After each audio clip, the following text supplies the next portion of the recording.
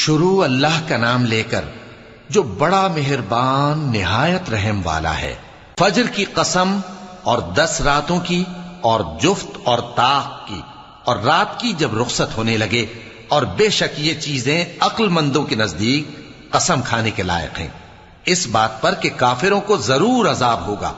کیا تم نے نہیں دیکھا کہ تمہارے پروردگار نے قوم عاد کے ساتھ کیا کیا، جو ارم کہلاتے تھے، دراز قد مانند ستونوں کے، کہ تمام ملک میں ایسے پیدا نہیں ہوئے تھے؟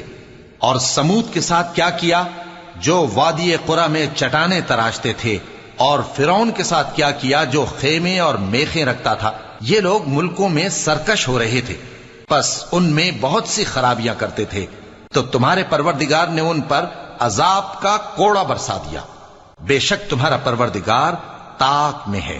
مگر انسان عجیب مخلوق ہے کہ جب اس کا پروردگار اس کو آزماتا ہے کہ اسے عزت دیتا اور نعمت بخشتا ہے تو کہتا ہے کہ میرے پروردگار نے مجھے عزت بخشی، اور جب دوسری طرح آزماتا ہے کہ اس پر روزی تنگ کر دیتا ہے تو کہتا ہے کہ میرے پروردگار نے مجھے ذلیل کیا۔ یوں نہیں، بلکہ تم لوگ یتیم کی خاطر نہیں کرتے، اور نہ مسکین کو کھانا کھلانے کی ترغیب دیتے ہو، اور میراث کے مال کو سمیٹ کر کھا جاتے ہو، اور مال کو بہت ہی عزیز رکھتے ہو۔